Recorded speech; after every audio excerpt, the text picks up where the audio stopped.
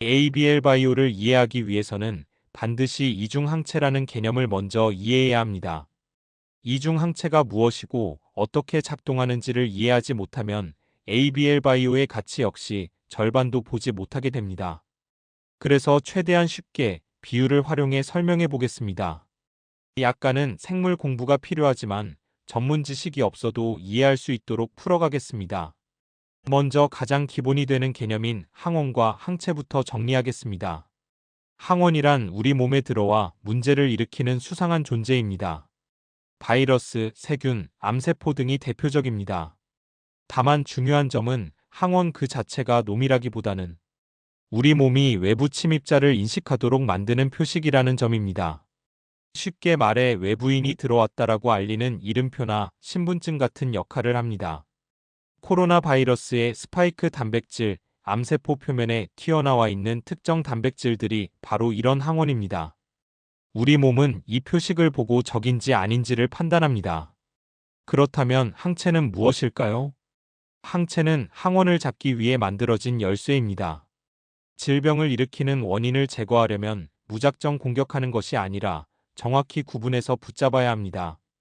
이때 항원은 자물쇠이고 항체는 그 자물쇠에 딱 맞는 열쇠라고 생각하시면 됩니다. 항체가 항원에 결합하면 적이 여기 있다라고 면역세포에게 알려주거나 직접 제거 과정에 관여하게 됩니다. 문제는 여기서부터입니다.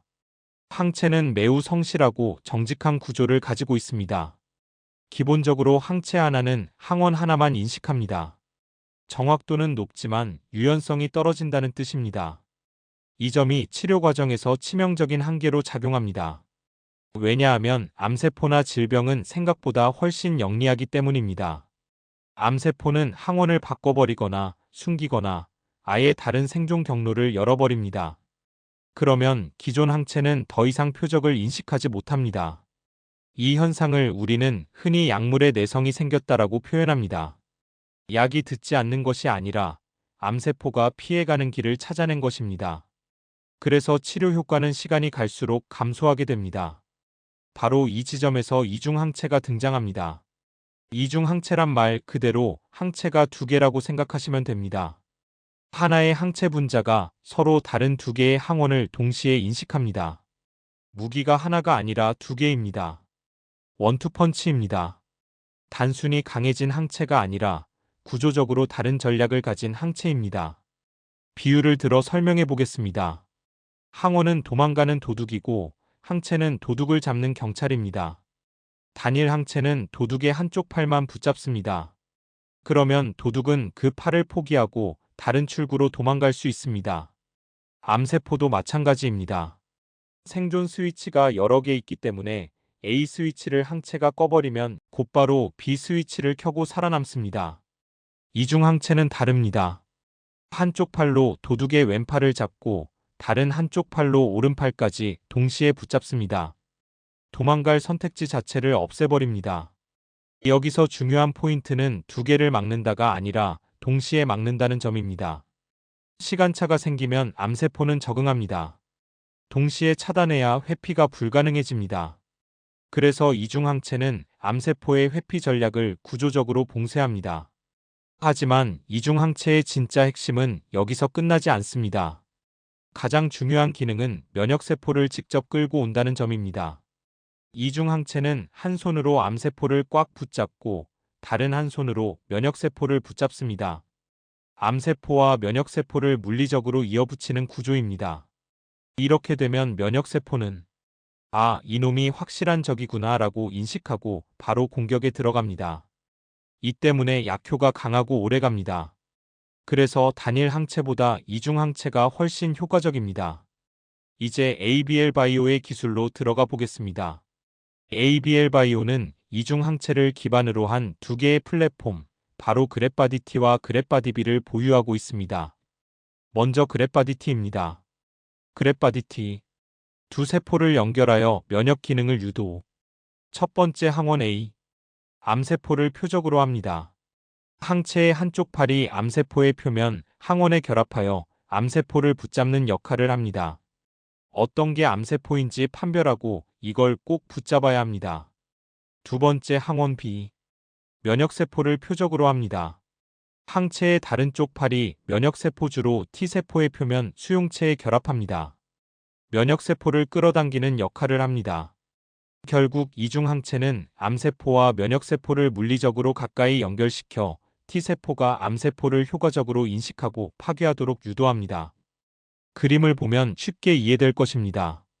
이중항체 한쪽 팔이 암세포를 붙잡고 다른 팔이 면역세포를 활성화시키는 역할을 하게 만드는 것입니다.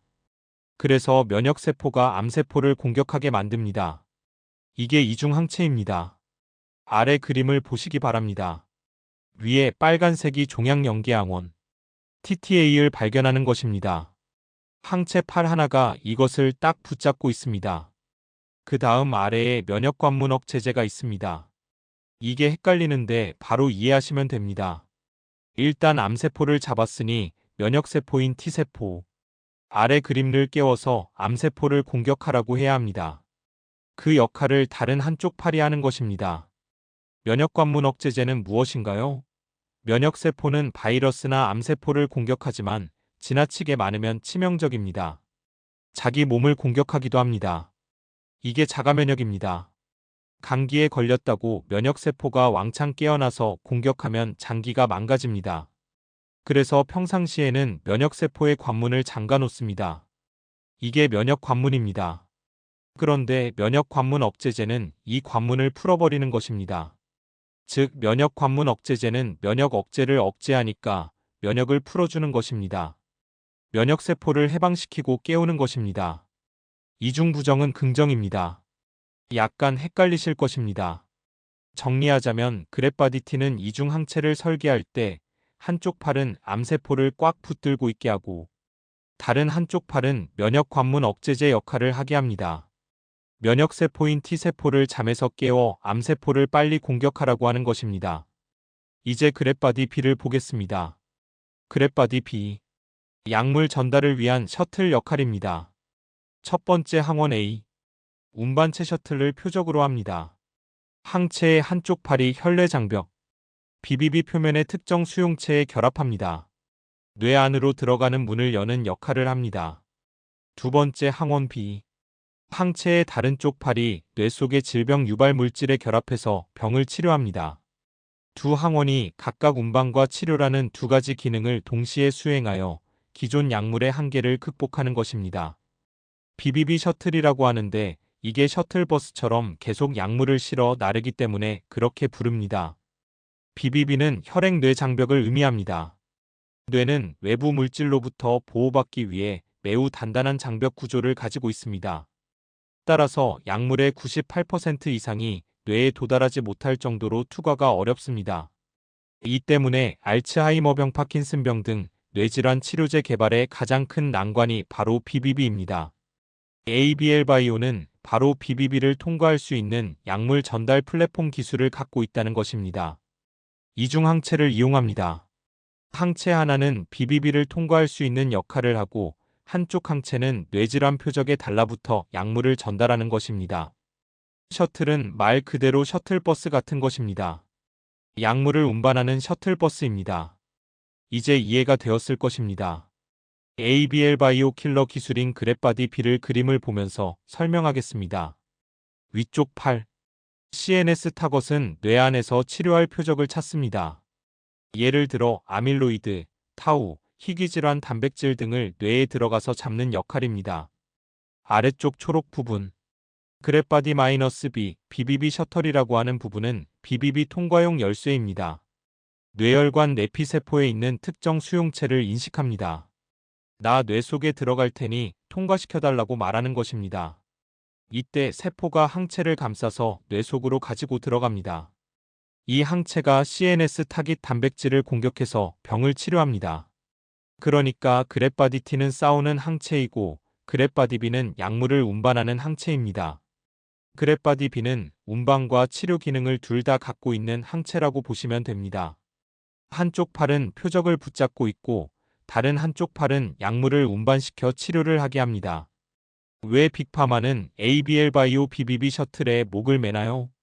뇌질환 CNS 시장은 큰데 뇌장벽인 BBB 때문에 약물이 진입할 수가 없습니다. 알츠하이머, 파킨슨, 루게릭, 희귀 신경질환 시장은 규모가 수백조 원입니다. 그런데 뇌로 항체 약물 전달 성공 확률은 1%도 되지 않습니다. 그러던 차에 ABL 바이오가 나와서 뇌혈관 내부로 약물을 전달해주는 셔틀버스를 운행한다고 발표했습니다. 안 봐도 뻔하지 않습니까? 빅파마가 개떼처럼 달려들 수밖에 없습니다. 문제는 약이 아니라 물류입니다. 그럼 빅파마가 자체적으로 BBB 셔틀을 만들면 될 것 아니냐고 하시겠지만 그게 그렇게 쉽지 않습니다. 잘못 만들면 BBB를 망가뜨리고 뇌독성이 증가하고 전신 부작용이 나와서 완전히 망합니다. 그래서 안전하게 ABL 바이오 기술을 써서 되면 좋고 안 되면 말고라는 접근을 하는 것입니다. 결론을 내리겠습니다. ABL 바이오는 알츠하이머 약을 만드는 회사가 아니라 약을 뇌에 넣어주는 회사입니다. ABL 바이오 시가총액이 11조 원입니다. ABL 바이오는 독보적인 BBB 플랫폼 기술력으로 글로벌 빅파마와 대규모 계약을 체결할 가능성이 높습니다. 비공개 계약 조건으로 인해 밸류에이션 산정에는 한계가 있으나 추가 기술 이전 및 파이프라인 구체화에 따른 중장기적 가치 상승이 기대됩니다. 조만간 애로가 터지길 기대합니다.